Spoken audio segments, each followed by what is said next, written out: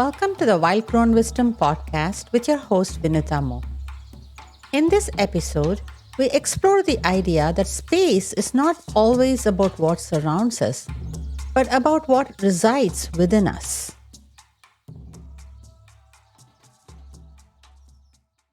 What is space, really?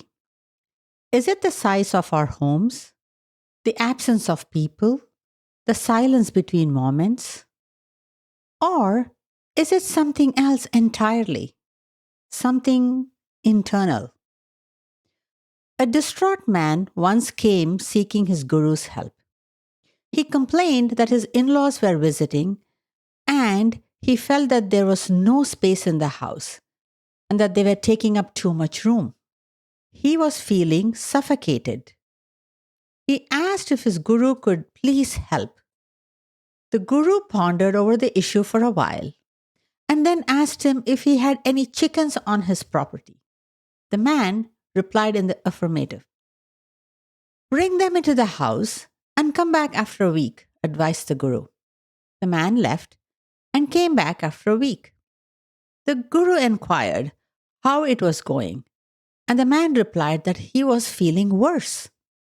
The guru then asked him if he had any goats on his property. The man once again replied that he had a couple of goats.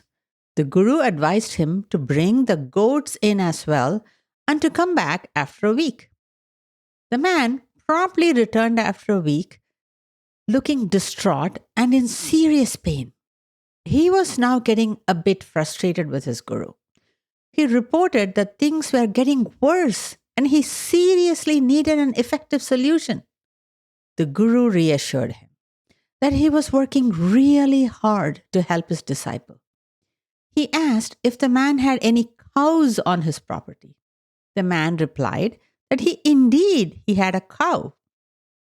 The guru requested him to bring the cow into the house as well this time. The next week, the man, now almost driven to the point of insanity, came storming in, ready to attack his guru. He said that he was reaching his breaking point and was losing all his faith in his guru's wisdom. The guru again managed to calm him down and advised him to now remove the chicken, goats, and the cow from the house and return after a week. The following week, the man returned. He was glowing and in perfect peace. The guru inquired how he was sharing space with his in-laws now. The man replied that he was in perfect peace. There was so much room in his house and the in-laws were no longer an issue. He expressed his deepest gratitude to his guru and returned home. This story was often shared by the spiritual teacher Ram Dass. I was reminded of this story during the COVID pandemic when we all had to share space with our children, in-laws, spouse, extended family, and so on. Many of us were challenged by this sudden shift in living conditions. Some of us had to welcome back adult children after being empty nesters. Others had to have young children with us all day long while managing to also keep up with our work meetings and deadlines. Still others had to take care of grandchildren and provide childcare support in the absence of available help. Whatever may have been the reason, suddenly sharing space effectively became quite a challenge for many of us. It also gave us many new perspectives. Some parents really enjoyed spending time with their children at home. Others realized that they were able to better balance the needs of work and family. Many dads enjoyed biking and playing with their children. Some felt emboldened to nurse their infants while attending meetings. Still others felt that it was time to retire and enjoy their grandchildren. Many were equally frustrated with the crowded home, constant needs of young children, and the lack of childcare support. Some were pushed to the edge by marital discord, domestic violence, helplessness, hopelessness, and exhaustion. Navigating space effectively became a core theme during the pandemic. Growing up in India, we were all so used to cramming in small places. It made me think of my own childhood in India. Summers were spent at my grandparents' house. 12 or 15 of us cousins crammed into a 600 square foot home with one bathroom. And yet, we never felt suffocated. My aunts and uncles have recounted spending their summers in their native villages, 30 or 40 of them in little humble dwellings, all sharing space. We had mango groves, coconut trees, and rivers to explore. The house was tiny, but the world outside was vast and wild. Even in the cities, we played in the streets, shared everything, and entertained ourselves with nothing but each other. None of us had our own rooms, and there was only one television set with one channel. Choices were limited. Dating not allowed. No high school parties to attend. And the power shutdowns in sweltering summer heat was a common thing. Yet, we never felt the lack of privacy or the inconvenience of one bathroom or the irritation from being parented by multiple people or bored because we had nothing to do on a Friday night. Now, even in India, things have changed. People have all the comforts they need: big apartments, multiple gadgets, air conditioning throughout the year, and yet many are lonelier than ever.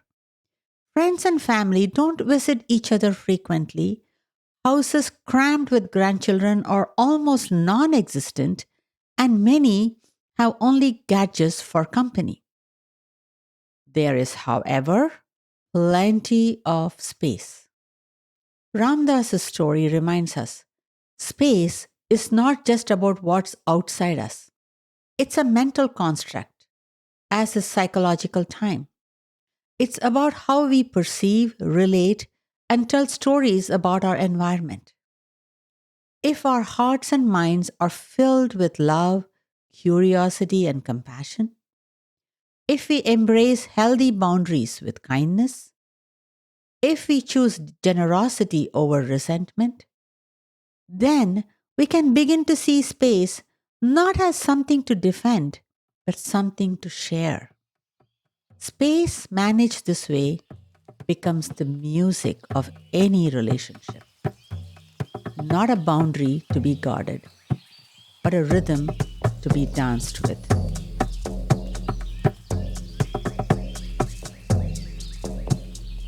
Thanks for listening to this episode of the Wild Crone Wisdom with your host Vinutha Mohan. I'm a licensed marriage and family therapist from the Bay Area, California, specializing in trauma and attachment repair. I'm also a certified EMDR specialist and a certified shamanic practitioner.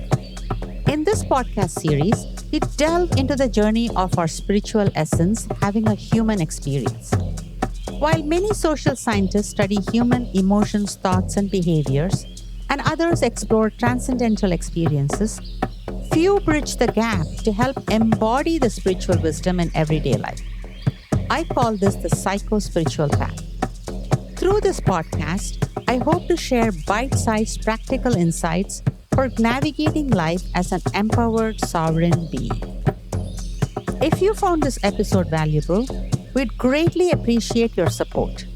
Please consider rating, reviewing, commenting, and subscribing on your podcast platform to help us reach a wider audience. You can explore more of my writings on Medium by following the link in the show notes. We'd also love to hear about your experience, so feel free to share your thoughts with us at Wild Crone Wisdom Podcast at gmail.com. Thank you for being part of our journey. Please be advised the information provided in the Wild Crone Wisdom podcast is intended for general information purposes only. Vinutha Mohan is a licensed therapist and healer. However, the content shared in this podcast does not replace or constitute professional advice, therapy, or counseling. It is essential to consult with a qualified mental health professional for personalized guidance regarding your unique circumstances. Thank you.